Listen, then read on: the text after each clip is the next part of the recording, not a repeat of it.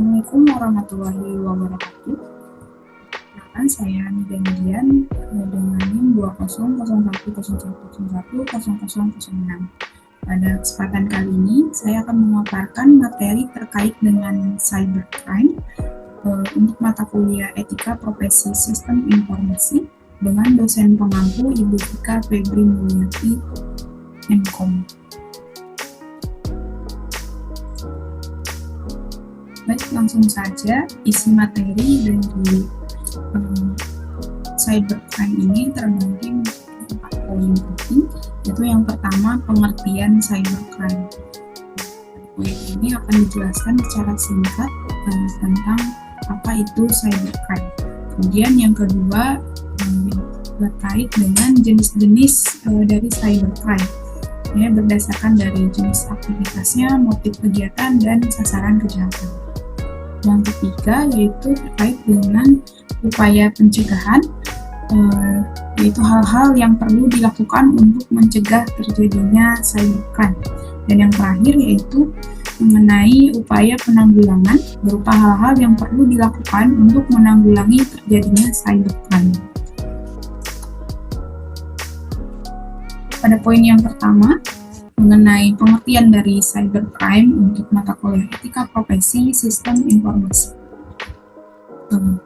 Untuk pengenalan, jadi di mana kejahatan di dunia maya atau yang juga disebut dengan cybercrime ini merujuk pada setiap kegiatan kriminal yang melibatkan penggunaan komputer atau jaringan internet. Nah, karena internet dan teknologi digital saat ini semakin populer, sehingga kejahatan di dunia maya atau cybercrime juga menjadi masalah yang semakin penting. Serangan phishing, pereslasan, pencurian identitas, dan lainnya adalah beberapa bentuk dari cybercrime.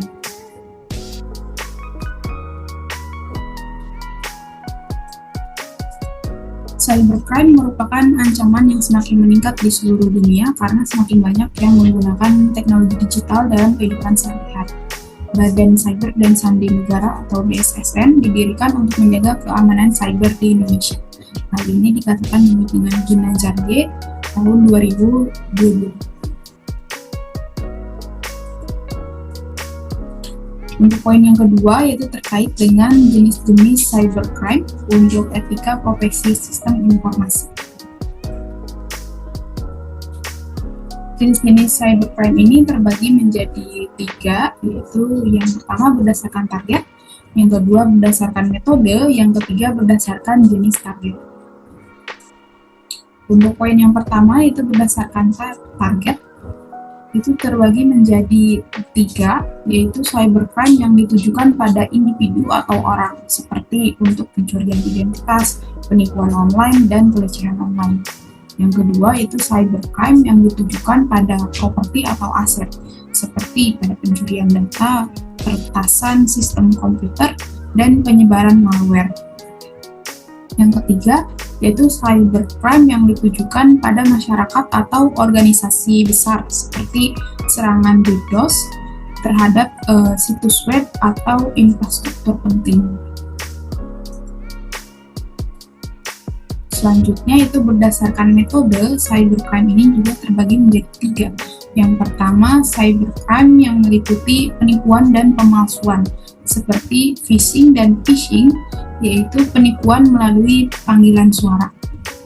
Yang kedua, cybercrime yang meliputi eksploitasi kerentanan sistem atau perangkat lunak, seperti pada peretasan dan penyebaran malware.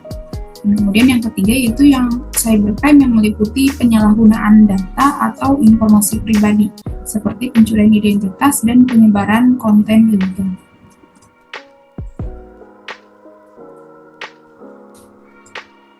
Dan yang terakhir itu berdasarkan jenis targetnya, cybercrime juga terbagi menjadi 3, yaitu cybercrime yang ditujukan pada individu, seperti pencurian identitas, pelecehan online, dan penipuan online.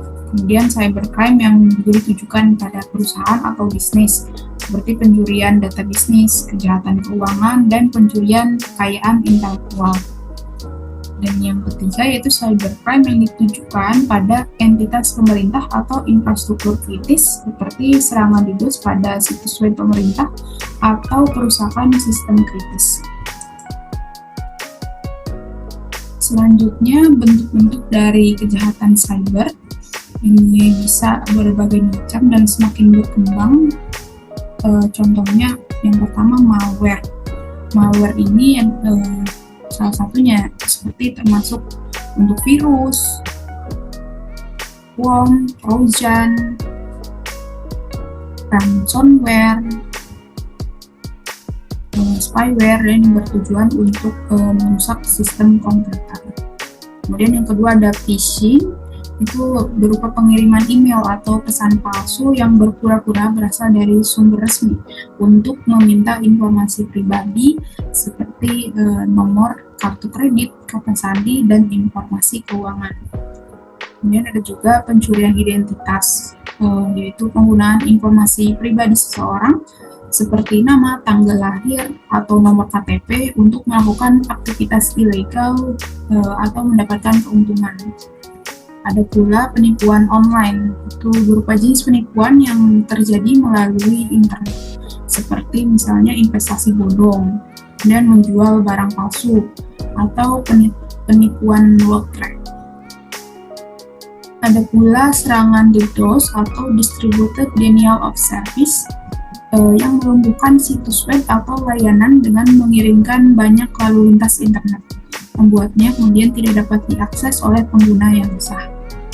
Ada pula hacking, yaitu upaya untuk mengakses atau mengambil alih sistem dan perangkat lunak tanpa izin. Contohnya pada peretasan akun, peretasan situs web, dan defacing atau merusak tampilan situs web yang termasuk pada kategori ini. Kemudian ada pula kejahatan keuangan, berupa misalnya penipuan kartu kredit, pencurian informasi keuangan, dan penyalahgunaan informasi pembayaran yang bisa diakses secara online. Ada pula cyber stalking dan cyberbullying. Ini misalnya dengan melakukan pelecehan, ancaman, atau intimidasi terhadap seseorang secara online. Ada pula penyebaran, pembuatan, atau penyebaran dan pembuatan konten pornografi, khususnya anak-anak melalui internet. Ada pula cyber espionage, yaitu mencuri informasi atau data rahasia dari suatu organisasi atau pemerintahan untuk tujuan ekonomi, politik, bahkan atau militer. Dan yang terakhir yaitu cyber warfare. Ini berupa penggunaan teknologi cyber untuk merusak, mengganggu, atau merusak infrastruktur dan sistem komunikasi penting negara atau organisasi tertentu. Poin yang ketiga yaitu terkait dengan upaya pencegahan untuk cybercrime pada etika profesi sistem informasi. Upaya pencegahan menurut Undang-Undang Nomor 11 Tahun 2008 tentang Informasi dan Transaksi Elektronik Undang-Undang ITE mengatur beberapa upaya untuk mencegah kejahatan internet. Antara lain yang pertama, perlindungan data. Undang-Undang ITE melarang seseorang menyebarkan data pribadi orang lain tanpa izin. Ketentuan yang ditetapkan dalam undang-undang tersebut harus dipatuhi saat menggunakan data pribadi. Selanjutnya itu pelarangan akses tanpa izin, di mana Undang-Undang ITE juga melarang orang mengakses, merusak, atau mengganggu data elektronik orang lain tanpa izin. Peretasan, pencurian data, dan serangan DDoS adalah contohnya. Yang ketiga yaitu pelarangan penyebaran konten ilegal. Undang-Undang ITE juga melarang penyebaran pornografi anak, kebencian, dan ujaran kebencian melalui media elektronik. Selanjutnya itu pelarangan phishing atau penipuan online. Undang-Undang ITE melarang phishing atau penipuan online termasuk pengiriman email atau pesan palsu untuk mencuri informasi pribadi. Ada pula pelarangan informasi palsu. Undang-Undang ITE melarang penyebaran informasi palsu atau berita bohong yang dapat menyebabkan kebingungan atau kepanikan di masyarakat. Selanjutnya juga pelarangan terhadap penyebaran konten pornografi. Undang-Undang ITE jelas melarang menyebarkan, membuat, atau mengakses konten pornografi melalui internet, terutama yang melibatkan anak di bawah umur. Dan yang terakhir yaitu pelarangan terhadap cyberbullying. Undang-Undang ITE juga melarang pelecehan dan mengintimidasi di internet yang dapat merugikan orang lain.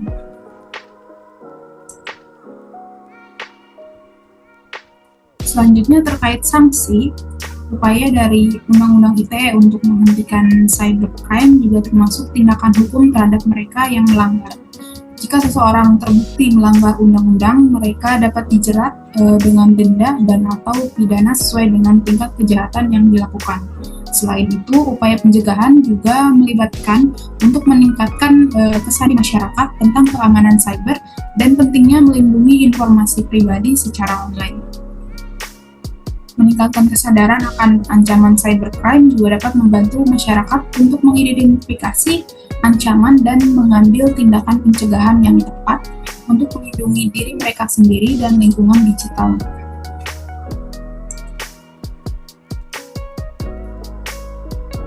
Ada poin yang terakhir yaitu terkait dengan upaya penanggulangan terhadap cybercrime untuk etika profesi sistem informasi.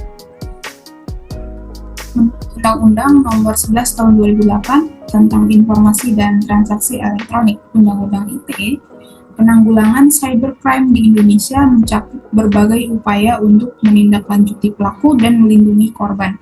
Adapun beberapa upaya tersebut antara lain yang pertama, penyelidikan dan penegakan hukum. Aparat penegak hukum seperti kepolisian atau Badan Cyber dan Sandi Negara (BSSN) akan menyelidiki pelanggaran cyber. Pelaku yang diduga melanggar Undang-Undang ITE akan diidentifikasi dan ditindak sesuai dengan undang-undang yang berlaku. Selanjutnya yaitu pelacakan pelaku. Penegak hukum juga akan melacak pelaku cybercrime dan menemukan bukti untuk pengadilan. Kemudian pengamanan bukti digital, di mana bukti digital yang ditemukan selama penyelidikan harus dilindungi dengan cermat untuk menjamin integritasnya dan agar dapat diakui dalam proses hukum.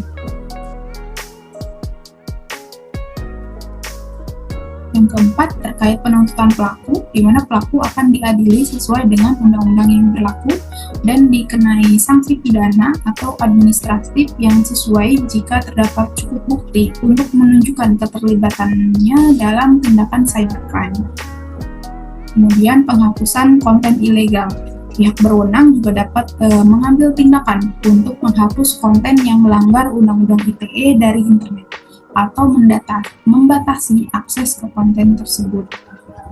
Selanjutnya terkait dengan kerjasama internasional. Pelaku cybercrime seringkali berasal dari berbagai negara, sehingga kerjasama dengan negara-negara lain dapat mengatasi tindakan kejahatan ini. Sangat penting untuk menangani kasus-kasus yang mencakup skala global. Selanjutnya terkait dengan edukasi dan kesadaran masyarakat.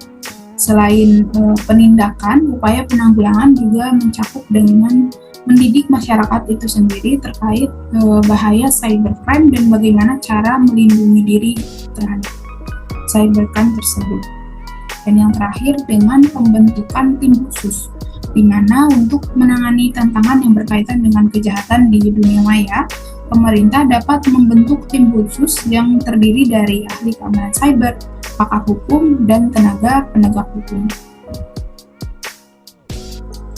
Penting untuk diingat bahwa penanggulangan kejahatan cyber adalah upaya bersama yang melibatkan berbagai pihak, termasuk dari pemerintah, aparat penegak hukum, sektor swasta, dan masyarakat secara keseluruhan. Dengan kerjasama yang baik dan kesadaran yang tinggi, kita dapat mengurangi resiko dan dampak dari kejahatan cyber pada masyarakat. Berikut adalah daftar pustaka dari materi ini.